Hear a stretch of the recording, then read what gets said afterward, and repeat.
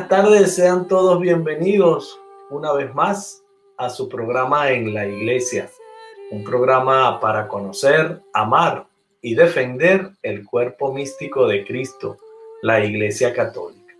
Vamos a continuar con esta serie de programas acerca de las apariciones y las advocaciones de la Santísima Virgen María en Venezuela, en esa tierra de gracia que ha sido tan bendecida, quizás no en las últimas 2 décadas, pero que la fe de este pueblo no ha mermado, aunque con algunas variantes y algunas infiltraciones de lo que pudiéramos llamar ataques del demonio, que siempre está allí en la naturaleza humana y que es el objetivo de este ser creado, de destruir las almas y la creación, lo más querido de la creación de Dios Todopoderoso, que somos nosotros sus criaturas, y más aún aquellos que por voluntad del divino Emmanuel, pues hemos sido bautizados y con ese gran sacramento, ese regalo divino, hemos alcanzado la categoría de ser hijos de Dios. Y este ente demoníaco, eso es lo que persigue, arrebatarle al todo creador el mayor número de almas. Así que vamos a continuar con este programa, con esta serie, hablando de las advocaciones de la Santísima Virgen María en Venezuela. Como tiene que ser, pues nos acompaña desde Caracas, Venezuela, una gran querida mujer venezolana, María García de Fleury. María, bienvenida. Una gran alegría tenerte nuevamente en la iglesia. Muchísimas gracias, Rafael. De verdad que estoy muy feliz de estar aquí contigo y con toda tu audiencia, que por demás es muy buena, es muy exquisita y exigente. Sí, señora. Tratamos de hacerlo mejor por llevarle en este espacio de Radio María y en esos canales de YouTube y de Facebook, pues lo que mejor podemos hacer, esforzándonos y tratando de que la información que le llegue sea de mucho provecho para la salvación de sus almas y para el conocimiento de nuestra fe y nuestra doctrina católica. María, en ese programa anterior que tiene unas cuantas vistas ya y que hemos publicado en varias oportunidades en los canales, inclusive se transmitió a nivel nacional por Radio María en los Estados Unidos, Radio María Spanish. Ahí hablábamos de cómo fue la historia y el desarrollo de las vocaciones y de las apariciones de la Santísima Virgen. Y en ese primer programa pues se lo dedicamos la parte final a la patrona, a la Santísima Virgen de Coromoto. Pero además de la patrona hay una advocación que no es tan vieja en la historia, tengo entendido, pero que atrae a muchísima gente. Y es, como bien tú señalabas en ese programa, una de las 3 advocaciones o manifestaciones de la fe católica donde se congregan el mayor número de feligreses y creyentes. ¿De quién se trata? Yo estoy curioso. Nada más y nada menos que de la Divina Pastora, la Divina Pastora de Barquisimeto. Y Barquisimeto es un lugar muy, muy cálido, porque además de todo de ser un lugar cálido físicamente, territorialmente, es un lugar muy cálido porque ahí como que si se concentrara el mayor número de personas, músicas, tocan instrumentos, hacen instrumentos y además de todo cantan. O sea, es un lugar verdaderamente muy especial. La Divina Pastora está allí, en Barquisimeto. ¿Ves? Eso para quienes no son venezolanos, vamos a decirle que se encuentra un poco en el centro occidente del país, ¿verdad? El estado Lara. Correcto. Y como bien señalaba, es la capital musical de Venezuela, donde hay muchos, de allí provienen muchos músicos y que tienen una cantidad de géneros musicales únicos y variados. El gavilán trabalengo le respondió al del tocuyo de una manera muy clara. Los tocos llenos de los han tomado de la mano como hermano lo de lano, con su cántaro mirado, estamos guiándole y dándole por tu tiqui tiqui tiqui tiqui coletado Lara. A mundo.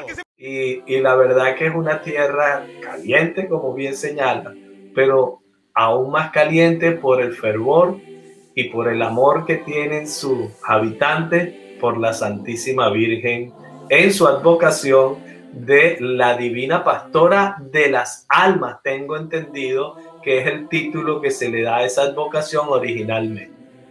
Exactamente, exactamente. Y esto no es una aparición. Fíjate que es interesante que nuestra audiencia sepa de que desde el Antiguo Testamento se viene hablando de Jesús como divino, como el buen pastor. Jesús como el buen pastor se habla también en los Salmos, etcétera.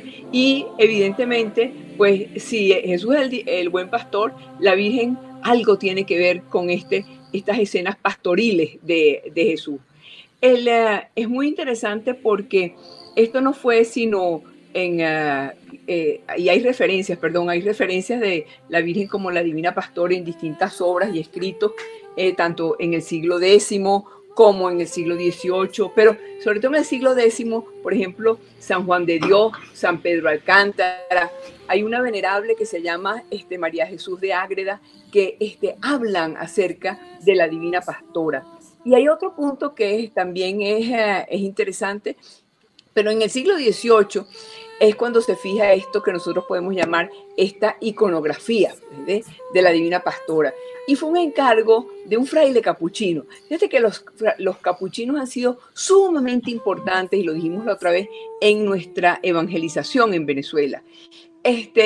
Pero allá en España, en Sevilla, y el calor de Sevilla es muy especial, allí había un capuchino que se llamaba Isidoro de Sevilla.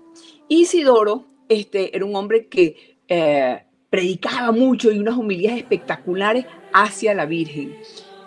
Y en una de esas, ¿verdad? Él dice que después de predicar acerca de la Virgen, él se retiró y se acostó a dormir. Y él dice que él tuvo un sueño, y en ese sueño él soñó, y yo quisiera leerles el sueño que él tuvo, porque es muy bonito. Y dice que él soñó que la Virgen le hablaba, y la Virgen le decía, ¿ve?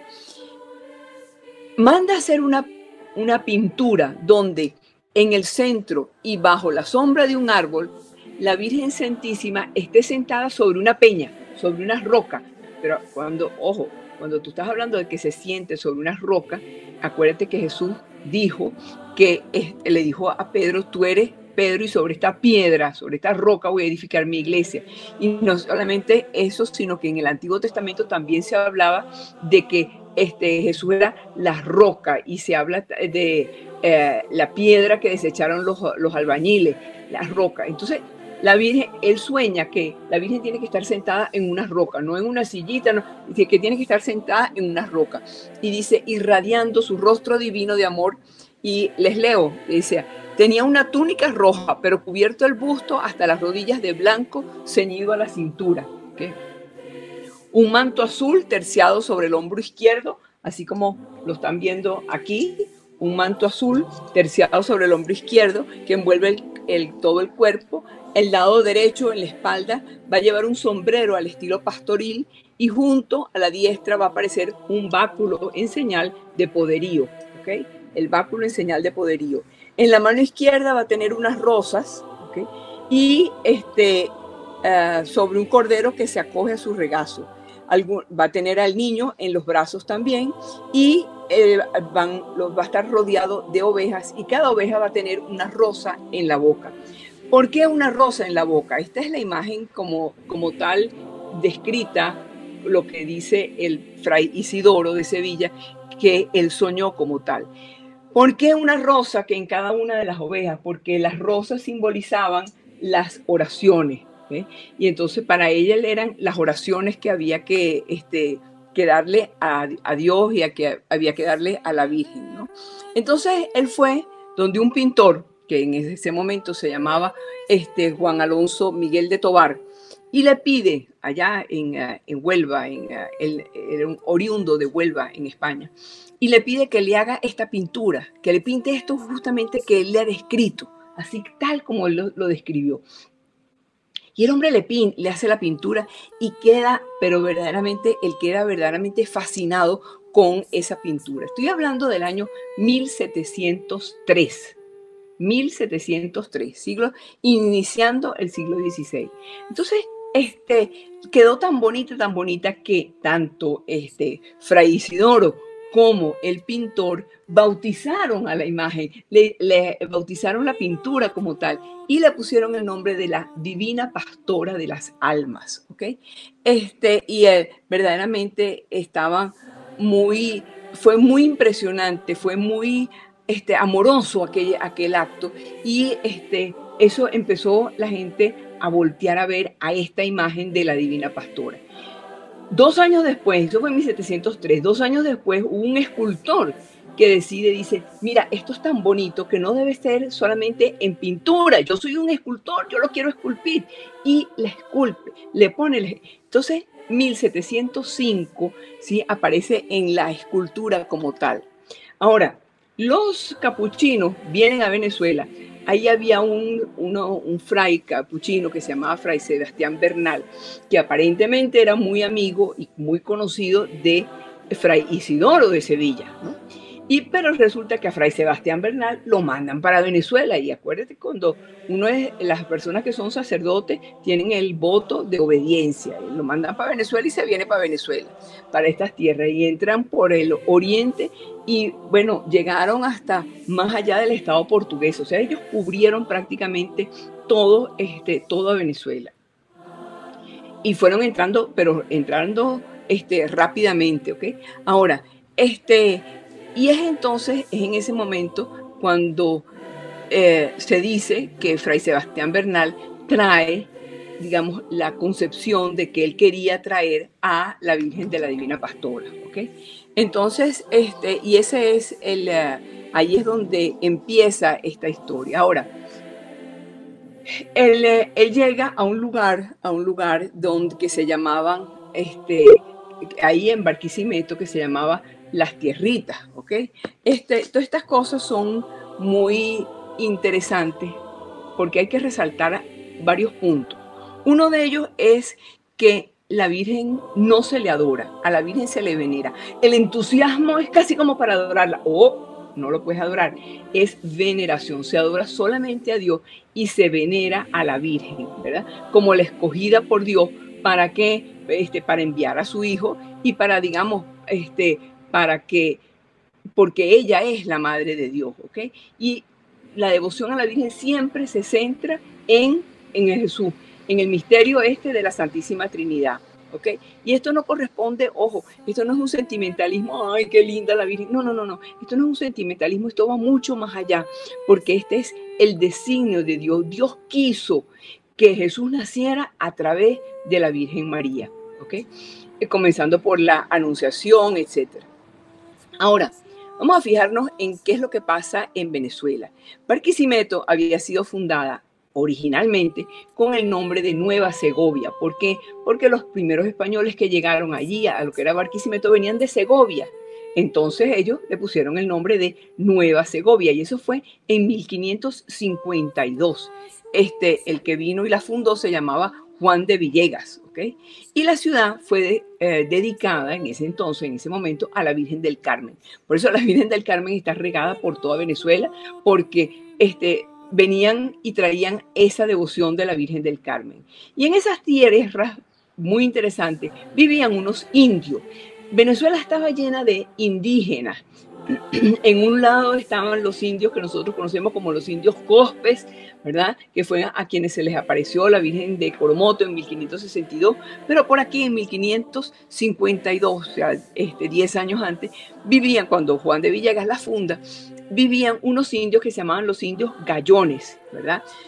Y ellos eran básicamente recolectores y cazadores nómadas. Pescaban, ¿verdad? Cazaban, ¿verdad? Y eran andariegos de un lado para el otro, no se asentaban en ninguna parte.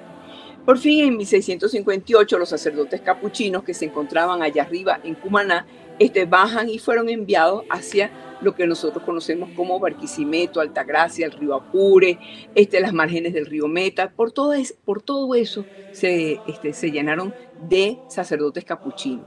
Y los indios Gallones tienen un carácter indómito, ¿verdad? Y fueron uno de los primeros objetivos de las estrategias evangelizadoras de los capuchinos, ¿no? En este proceso, entonces, la Nueva Segovia de Barquisimeto, ¿verdad? Empezó a crecer con población, ¿verdad? Y empezaron los indios Gallones a entender la evangelización y se empezaron a asentar. Y en el lugar donde se asientan es lo que se llama Santa Rosa del Cerrito. ¿Okay? Esto es importante, Santa Rosa del Cerrito. El interés del obispo y el interés de los capuchinos, ¿cuál era? Llevarle el evangelio a los indígenas. Eso era lo que ellos querían, ¿ven? Y a toda la población. Y entonces buscaban llevarles los sacramentos, buscaban llevarle todas estas cosas. Pero uno de los misioneros que se destacó en ese momento, porque era dinámico, el tipo era versátil, se llamaba Fray Marcelino de San Vicente, ¿sí? Y él empezó a dar a conocer y a decir, miren, la Virgen, la Madre de Dios, es la pastora, porque Jesús es el buen pastor y ella es la pastora. Entonces él fue verdaderamente, repito, se llamaba Fray Marcelino de San Vicente. Es el primero que empieza a llevar esa devoción del evangelio, esa devoción evangelizadora, pues, hacia la Madre de Dios con el nombre de la Divina Pastora, ¿no? Por supuesto, él también había estado en Sevilla, ¿verdad? Y muy probablemente, pues, había conocido a Fray Isidoro, ¿eh? Bueno, el caso es que empiezan a tener esa devoción hacia la Divina Pastora. Años más tarde, vamos a pasar en años más tarde, en el terremoto de 1812, en el 26 de marzo de 1812, hubo un gran terremoto en Venezuela.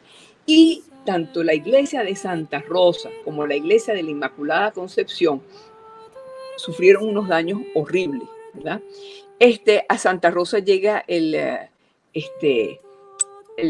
destrucción del terremoto, destruye todo, pero en el altar donde se encontraba la imagen de la Divina Pastora, ese quedó absolutamente intacto, ¿sí?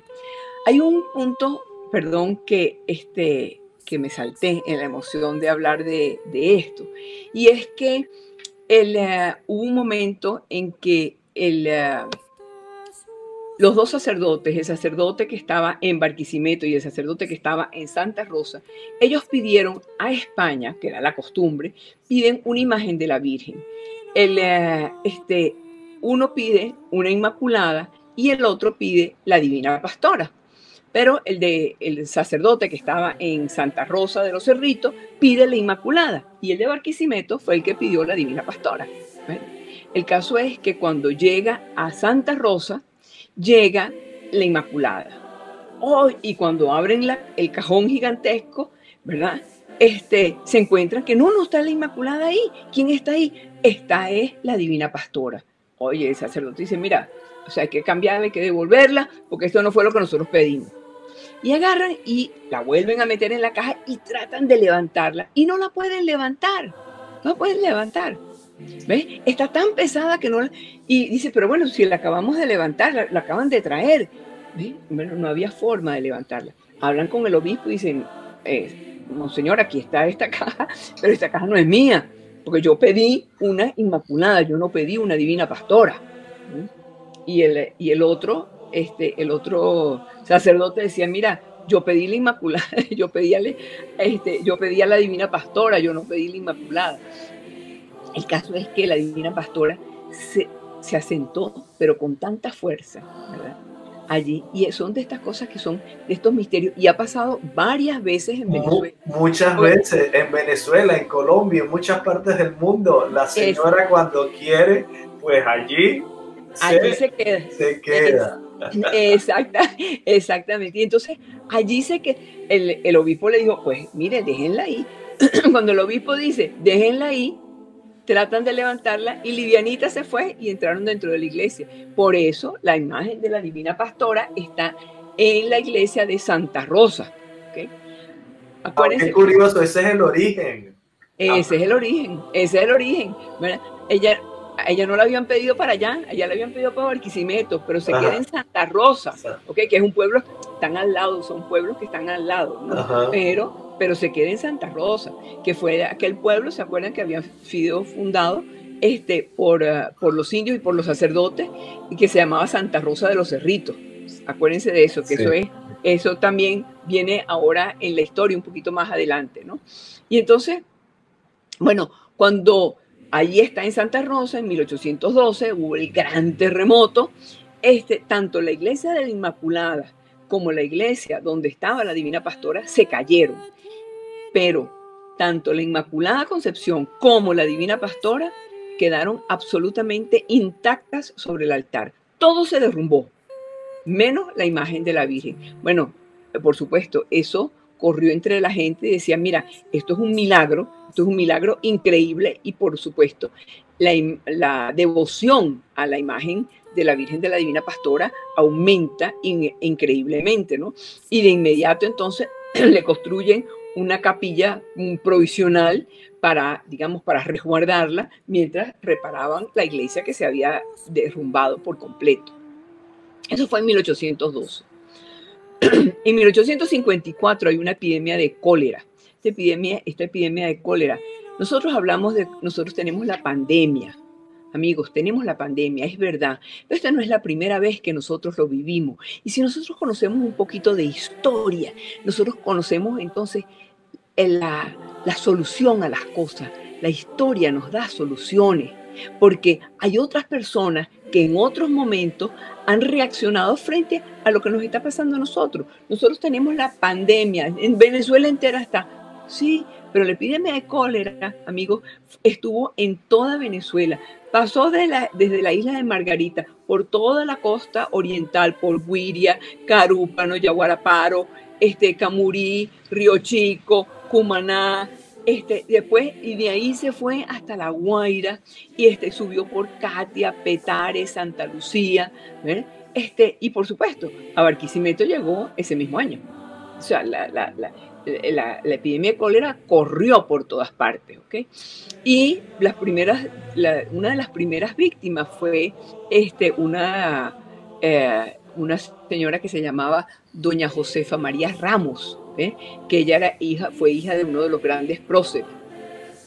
Pero allí, en la iglesia de Santa Rosa, había un sacerdote que se llamaba el padre José Macario Yepes. Y José Macario Yepes era el párroco de la iglesia de la Concepción, y él convoca para el 14 de enero, ojo, fíjense bien, el 14 de enero de 1856, él convoca una rogativa, ¿sí? Es decir, una procesión con ruegos y peticiones y oraciones a la Virgen. Y dice, nos vamos para Tierritas Blancas, ¿okay? Eso queda al este de Barquisimeto, ¿no? Vamos a pedirle el auxilio divino, vamos a pedirle el auxilio de Dios. Entonces, él manda hacer, allá arriba en Tierritas Blancas, él manda hacer una gran cruz blanca y un bohío para que espere a la Divina Pastora. Y él sale desde Santa Rosa con la Divina Pastora en procesión y en ruegos, por eso se llaman rogativas, y en ruegos, rogándole a la Virgen que acabe con esta peste tan espantosa que está. Y llegan hasta Tierritas Blancas, donde está esa cruz blanca muy grande enfrente del bohío que le estaba dando la bienvenida. Por cierto, había allí también un Jesús Nazareno, y ese Jesús Nazareno lo habían llevado desde 1687, está ese Jesús Nazareno allá en Barquisimeto, ¿ok? Y lo habían llevado, y hay una cofradía de Jesús Nazareno. El Nazareno que nosotros tenemos en Caracas, que es el Nazareno de San Pablo, no es el único, ¿ok? Han habido muchos, y eso es interesante saberlo, ¿no? Entonces, y a este Nazareno lo sacaron desde Cabudare, desde una iglesita en Cabudare, y lo acompañaron para que acompañara como galán. O sea, nosotros en nuestra mente muy humana, ¿verdad? Dicen, bueno, aquí está el Jesús Nazareno para que acompañe a su madre la Virgen hasta Tierritas Blancas. Entonces los dos procesionaron, ¿no? Y ese se conoce como verdaderamente la Cruz Salvadora. El padre Llanes entonces llega hasta Tierritas Blancas. Había el entusiasmo de él y el convencimiento de que iba a lograr el fin de la peste era total.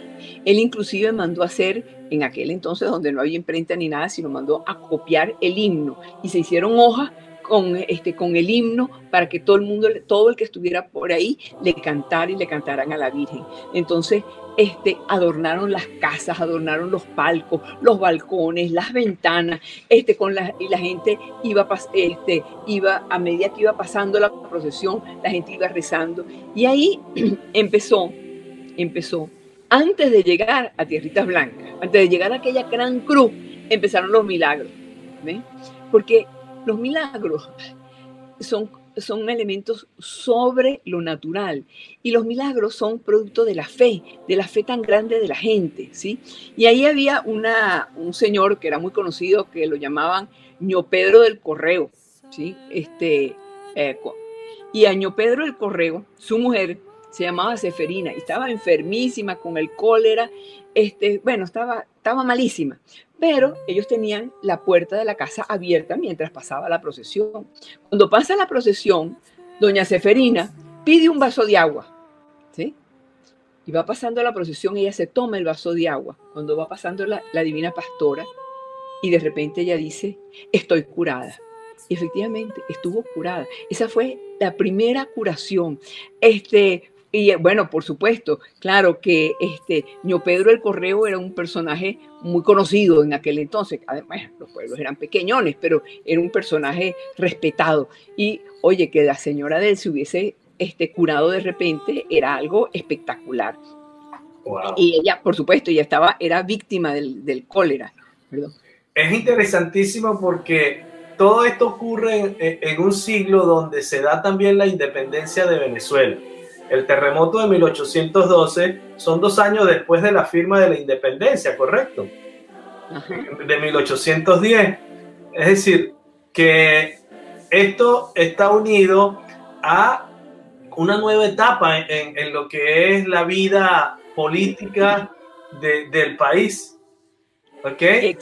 Y luego de ello, pues viene esta pandemia de cólera, y la madre, gracias a la iniciativa de este sacerdote de sacarla en esa procesión de rogativa, ¿correcto? Correcto, sí, sí. Entonces, yo creo que hay algunas similitudes, porque muchas veces la historia es como un espiral que se repite, ¿ok? Y quizás estemos viendo nosotros algo similar, pero ¿qué está faltando de parte nuestra para que se den los milagros? ¿Será la fe? Mira, la fe de esa gente era algo tan fuerte, y digamos, porque por eso lo quise decir al principio, la fe y el amor a la Virgen no es sentimentalismo, sino es algo objetivo hecho por Dios. Pero nosotros somos seres humanos, y como seres humanos tenemos sentimientos, ¿sí? Y para nosotros el sentimiento de Jesús Nazareno es muy importante, porque es el Jesús que sufre, el que vino a salvarnos, que sufre. Y la Virgen es algo tan espectacular que aquí la tenemos, o sea, y la gente le encanta ver a la Virgencita tan bonita, tan bella. Eso inspira sentimientos muy bonitos, ¿Ve? Y esos sentimientos muy bonitos te ayudan a llegar hasta Dios. Y eso fue lo que le pasó al padre José Macario Yepes. Él estaba tan entusiasmado, él estaba tan convencido de que la Virgen los iba a ayudar. Él no tenía la menor duda, ¿ve?, de que la Virgen lo iba a ayudar. Acuérdate que esta epidemia del cólera estaba recorriendo a Venezuela entera. Había arrancado desde la isla de Margarita y en Caracas estaba, en La Guaira, en Cumaná, en todas partes estaba. Está en todas partes. Ahora, como la pandemia, ¿ves? Pero, María, es interesante porque aquí hay un punto que tenemos que dejar muy claro, especialmente para aquellos que no son católicos. Ellos quizás piensan que el fervor y el amor que sentimos los católicos por la Santísima Virgen es algo anormal y no conciben que se pueda compartir el amor por Jesús, por el Salvador, con el amor a su madre. Pero resulta que es que la historia está llena, repleta de testimonios, de milagros, ¿okay?, que han sido dados por el Señor desde las bodas de Caná, por intermediación o por mediación o por interferencia de la Santísima Virgen María. Es decir, la Virgen María desde Caná de Galilea le cambió el plan al Dios Padre Todopoderoso, le cambió la agenda a su Hijo Jesucristo. Cuando el Señor le dice, nos narra el Evangelio de San Juan en el capítulo 2, que Él le responde, pero ¿qué nos importa a ti, a mí? Aún no ha llegado mi hora. ¿Qué hora? La hora de manifestar su poder sobre lo sobrenatural y lo natural. Él tiene el dominio de todo lo creado porque Él es el Verbo. Por Él se hicieron todas las cosas. Dios Padre solo decía hágase y Él, el Verbo, lo ejecutaba. Entonces, para que entiendan esto, mis queridos hermanos que no tienen amor por la Virgen, desde las bodas de Caná, la Madre de Dios está intercediendo por sus hijos y está pendiente de las necesidades de todos nosotros. Si tú quieres lograr un canal rápido para llegar a Jesús, no dudes en ir a través de María, porque María le cambia la agenda tanto a Dios Padre como a Dios Hijo, y ni hablar del Espíritu Santo. Eso es exacto, de verdad que es exacto. Y es fascinante porque además a veces uno dice, no entiendo por qué no querer a la Virgen si es algo tan normal. Si Jesús fue hombre y ella fue quien se encargó de él y ella fue la madre de él, o sea, ¿cómo no la vamos a respetar? ¿Cómo no la vamos a venerar? O sea, es la madre, ¿ve? Es tan importante ese inciso que tú acabas de hacer, es muy, muy importante, de verdad que sí. Porque ella interviene y cambia los planes, como tú dices. Me encanta cómo lo parafraseaste ahí, buenísimo. Ahora fíjate una cosa, el padre Macario Yepes llega allá a Tierritas Blancas, donde está aquella cruz grandísima, donde está el bohío, y ahí va a celebrar una misa. Fíjate qué importante, porque las cosas se dan por completo. Es decir, la misa es la oración más fuerte, es la oración más grande, es lo que Cristo pidió que hiciéramos. Hagan esto en memoria mía. O sea, el momento más importante de la presencia de Cristo es en la misa, porque Él viene a la hostia consagrada, ¿no? Y entonces el padre Macario Yepes, conociendo todo esto, o sea, un hombre muy profundo, muy religioso, él lleva en procesión al Nazareno, lleva en procesión a la Virgen. La Virgen ya empieza a hacer milagros ya por el camino. Es que ella es mujer y ella es apuradita. Las mujeres somos apuraditas, tú sabes. A veces tenemos poca paciencia. No me lo cuentes. Ella empezó a hacer sus milagros. Entonces, ¿qué hizo? Él llega allá, y cuando está celebrando la misa, está tan lleno de fervor, está tan lleno de fe, está tan lleno de emoción, ¿no? Que entonces, en la plena homilía, o sea, lo que llamaban antes el sermón, él hace un sermón y él le grita, no le dice. Fíjate, y eso es bien interesante, porque el hermano Nectario María, que es un estudioso de todo ese tiempo, ¿verdad? Dice que el padre Macario Yepes no dijo, él no lo dijo así como lo estamos diciendo nosotros, sino que le gritó a la Virgen, dice, le gritó a la Virgen, Virgen Santísima, Divina Pastora, ¿verdad? En aras de la justicia divina, que se acabe esta pandemia, que, mire, que no sigan habiendo tantos, que los muertos que hay. Yo me ofrezco como el último de las personas con el cólera para que se acabe el cólera y se acabe el cólera en todo el país. Pero con un estado de emoción y una honestidad, una sinceridad, ¿ves? Bueno, la gente, evidentemente, la gente se guindó a llorar, la gente lloraba, se les salían las lágrimas, porque el padre Macario Yepes lo dijo con una emoción impresionante. Ese espíritu de sacrificio del padre Yepes es interesante porque lo vemos en la historia de la iglesia muy repetidamente desde los primeros apóstoles que entregan su vida en sacrificio por el mensaje que pide el Señor que llevemos a todos los confines de la tierra. Nuestra iglesia está llena de mártires que han entregado su vida en sacrificio por el bienestar de los demás. Y eso creo que pocas veces se ve en otras agrupaciones, en otras religiones. No se ve en otras religiones, y el caso es clarísimo, lo tenemos ahorita en un sacerdote que acaban de matar, justamente por defender a otras personas para que no las atracaran y los mataran a ellos. Él se interpuso sabiendo lo que está y ahí lo mataron. ¿Ves? Eso es muy, digamos, eso es entregar la vida. ¿Ves?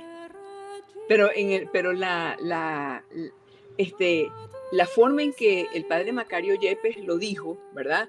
Le han dicho, o sea, está escrito en los libros de la iglesia en Barquisimeto que él era un ejemplo de cualidades, no solamente virtudes eclesiásticas, sino también de cualidades patrióticas, ¿sí? Él lo llamaban también que era un patriota, ¿verdad?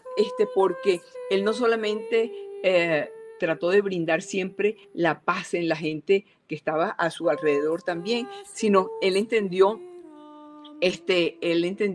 como lo importante que era, ¿verdad? La defensa de la libertad, la defensa de la paz en el país. Y esta entrega que hizo fue impresionante, fue increíblemente importante. Y el padre Macario Yepes, producto de le dio el cólera, y producto de la pandemia, él termina muriéndose el 16 de junio, que era, digamos, el Día de la Virgen del Carmen, ¿sí? Muchos dicen también, unos dicen que murió ahí mismo. Hay dos versiones, hay varias versiones, pero no importa, el caso es de que en menos de 2 meses ya estaba muerto el padre José Macario Yepes y ya no había epidemia de cólera. ¿Qué tal? En todo el país, por uno que se entregó con ese amor y con esa entrega tan grande, ¿verdad? Es una entrega de su vida por amor impresionante, como tú mismo decías, ¿ves? Wow. Ahora, adelante, María, sigue que vamos por ahí para abajo. Bueno, mira, fíjate que hay otra cosa. En 1892, hay un lugar por ahí mismo en Barquisimeto que se llama Mocotí, ¿sí? Y ahí estaban las tropas patriotas. Todavía, a pesar de que nosotros teníamos la independencia, pero todavía quedaban rezagos de realistas y rezagos que estaban en contra de todo lo que eran nosotros los patriotas, ¿no? Y el ejército patriota estaba asentado y estaba acampando ahí en Mocotí. Y el general que los dirigía se llamaba el general Ferrer. Y de repente, esto estoy hablando de 1892, de repente el ejército realista, que era inmensamente grande, porque estos eran un puñito de soldados patriotas, los ataca, ¿no? Óyeme, cuando los ataca, ellos, digamos, el general Ferrer no lo podía ni creer, o sea, él decía, bueno, ¿cómo voy a defender esto? ¿No? ¿Cómo lo defendemos? Se le ocurre al general Ferrer, y eso sucede una y otra vez con nuestros patriotas, unos tipos muy valientes, unos estrategas militares, pero llega un momento en que humanamente ya no puedes hacer más nada. Y entonces, ¿qué hace el general Ferrer? Se puso de rodillas ahí en medio de los soldados y todo, se puso de rodillas, invocó: Divina Pastora, danos una mano, porque aquí sí es verdad que nos acaban a todos, ¿ves? Y en eso, en el cielo, tanto el ejército realista como el ejército patriota vio a la Divina Pastora, tal como la estamos viendo aquí, pasearse en el cielo, y se paseaba de un lado al otro, así, ¿verdad? Por supuesto, sin decir absolutamente nada, pero todos la vieron con una claridad impresionante, al punto que los realistas agarraron, los patriotas se quedaron parados en estado de impacto, ¿no? Y los otros agarraron sus armas y retrocedieron y se fueron. Ahí no hubo un tiro más, se acabó. Huyeron, pero protegidos. Y cuando los patriotas vieron que estos otros se fueron, ¿verdad? Se voltearon donde el general Ferrer, como diciendo, ¿y ahora qué hacemos? ¿Verdad? Y el general Ferrer les dijo, de rodillas a darle gracias a la Virgen, a la Divina Pastora.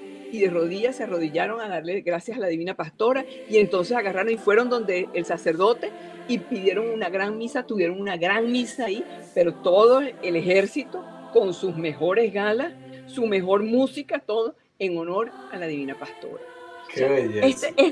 Esos casos se dan y se repiten en nuestros patriotas de una manera increíble. Y eran unos hombres fuertes, duros, de avanzada.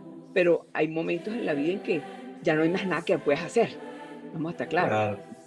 Entonces, por eso, fíjate que es interesante, porque es el milagro de doña Seferina, la esposa de Ño Pedro del Correo. Es el milagro de cuando se cae, digamos, el terremoto y ella sobrevive, ¿verdad? El milagro de la curación de la peste, el milagro con los patriotas, en todas las... O sea, no es un milagro solamente, es que ella cura a los enfermitos. No. Ella está presente en todo el acontecer de la vida de nosotros, de los seres humanos. Ahí hay algo que es interesante que resalté. Mucha gente, yo no sé qué interpretación le dan ni qué pensarán de las muchedumbres que acompañan las procesiones de la Virgen. ¿Pensarán que están todos drogados o pensarán que son unos tontos idólatras? Porque tú ves una procesión de la Santísima Virgen, por ejemplo, en Fátima, ¿verdad? Un 13 de mayo, y eso es apoteósico. Vamos al país vecino de Brasil, una procesión de la Santísima Virgen en Aparecida es algo apoteósico. Una celebración del cumpleaños, de las mañanitas de la Santísima Virgen de Guadalupe, de la Morenita del Tepeyac, es algo apoteósico. ¿Será que tanta gente está equivocada? Porque son tontos. ¿O será que tienen en su vida la experiencia del milagro, del favor recibido por la intercesión de la Santísima Virgen? ¿Por qué no se hacen esa pregunta? ¿O es que ustedes son los que en verdad tienen la certeza de la fe? Y esta gente, estos millones, históricamente están equivocados. Pregúntense eso. Exactamente.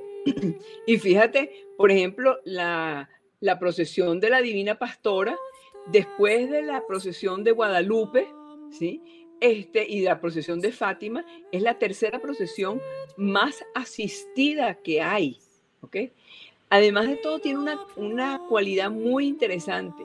Fíjate, ellos se cuentan, normalmente, en una procesión, el 14 de enero, normalmente hay alrededor de 3 millones de personas, ¿ok? 3 millones de personas, donde no hay zaperócono, donde no hay desastre.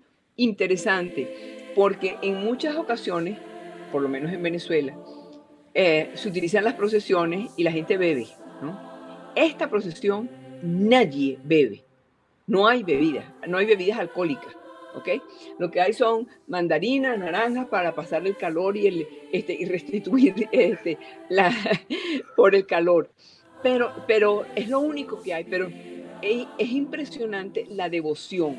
Y además de todo, esta Divina Pastora tiene esta procesión es bien interesante, porque si ustedes se fijan, ella está hecha, tiene la cara, tiene las manos, pero por dentro son palos que la sujetan. Entonces le cambian el vestido todos los años.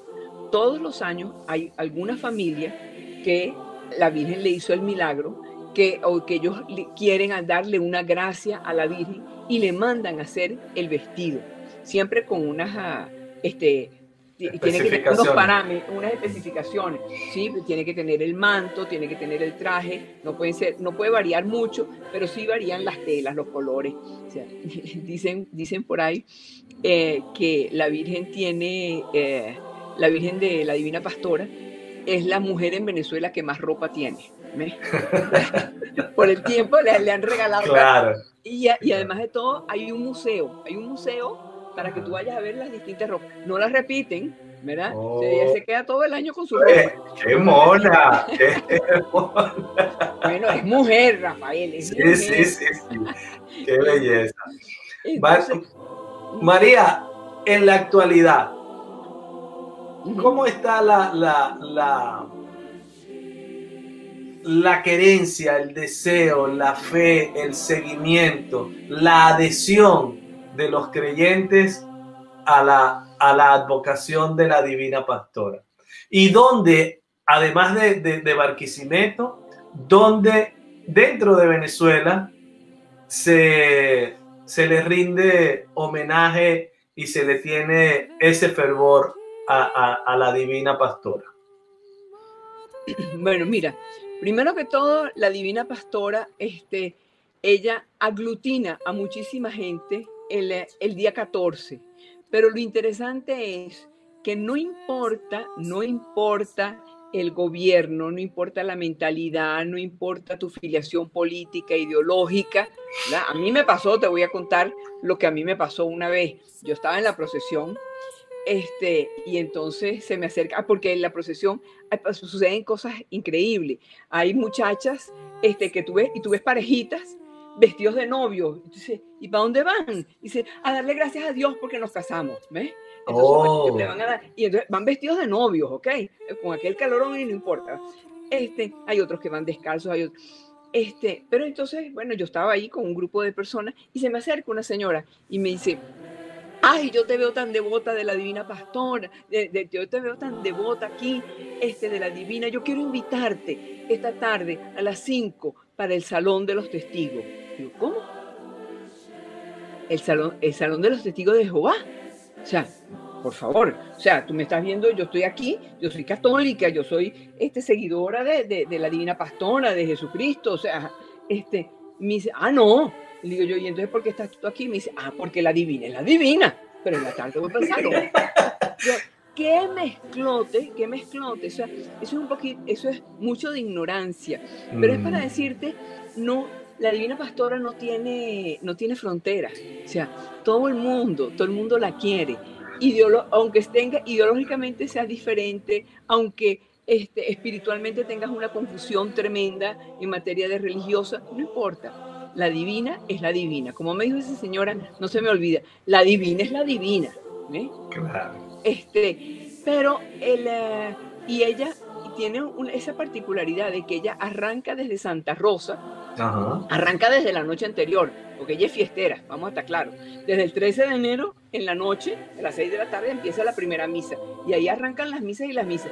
El 14 en la mañana siguen habiendo misas y a las 8 de la mañana, a las 8:30, empieza la procesión hacia Barquisimeto y hacia la catedral de Barquisimeto. Okay. Y ella se va parando.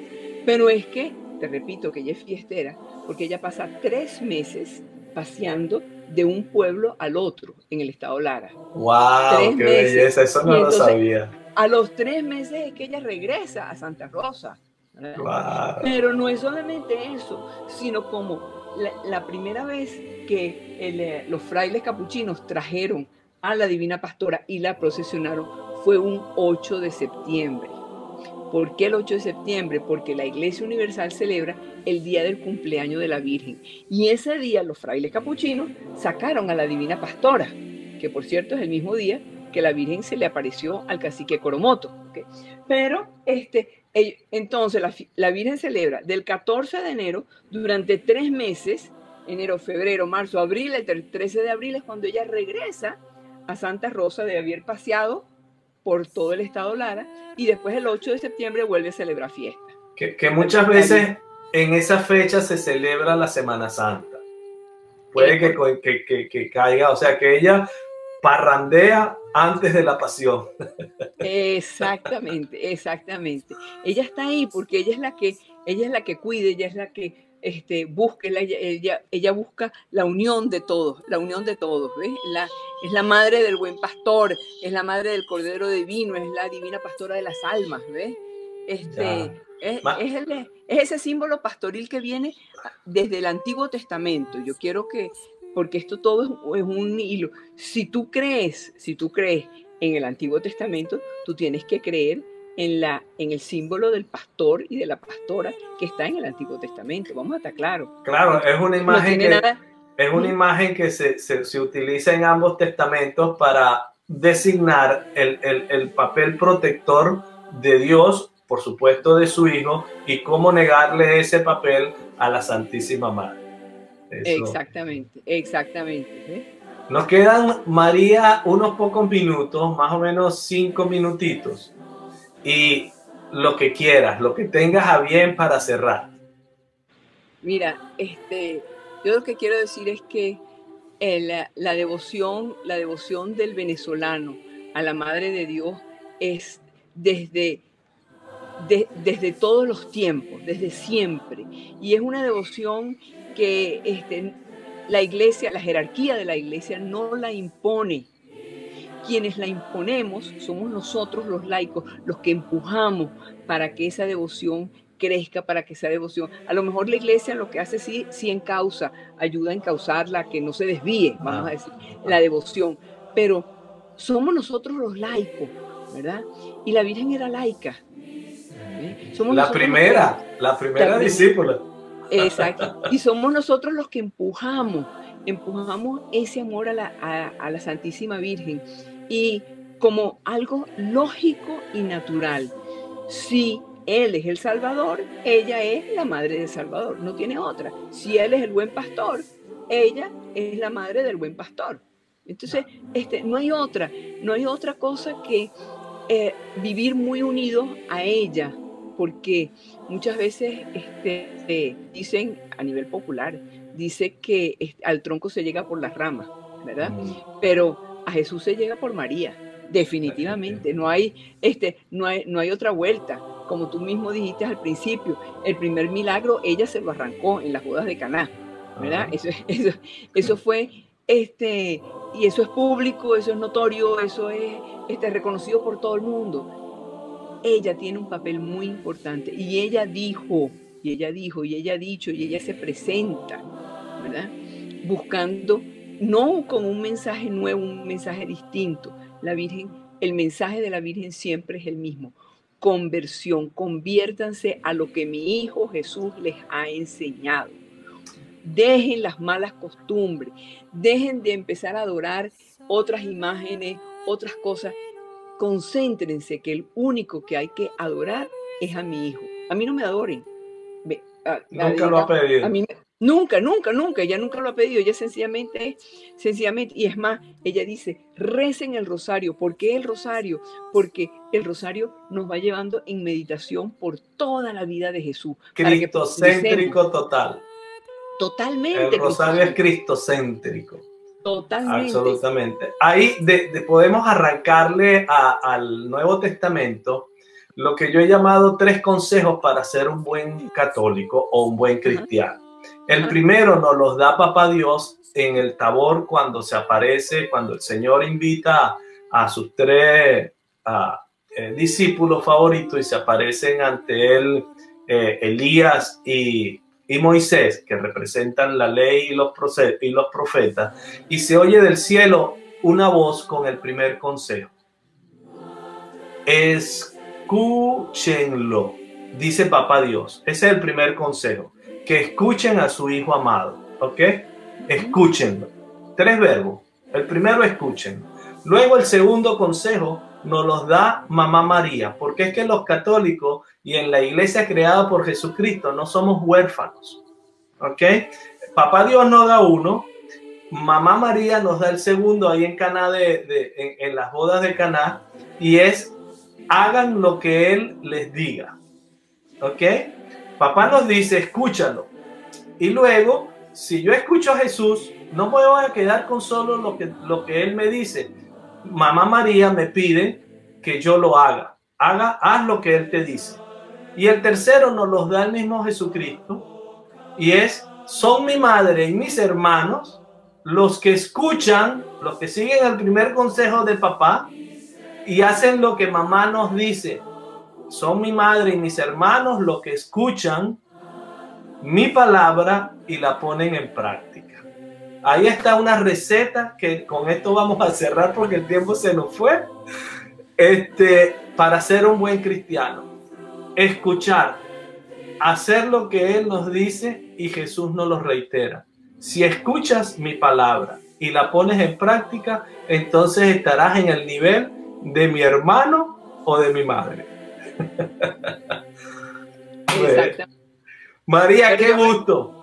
Yo te quiero agradecer, Rafael, esta oportunidad porque hablar contigo de la Virgen es darse un banquete.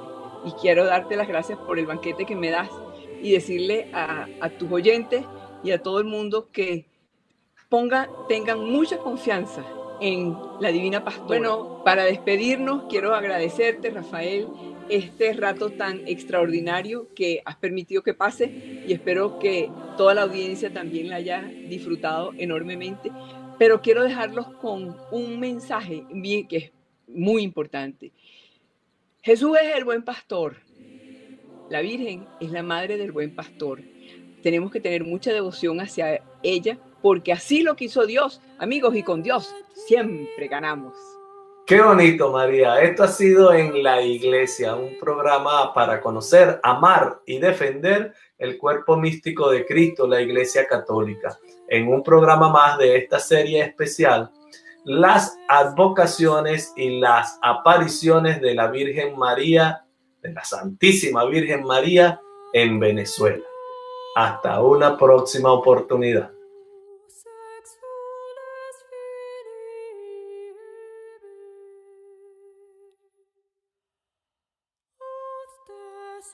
Suspiramos, gementes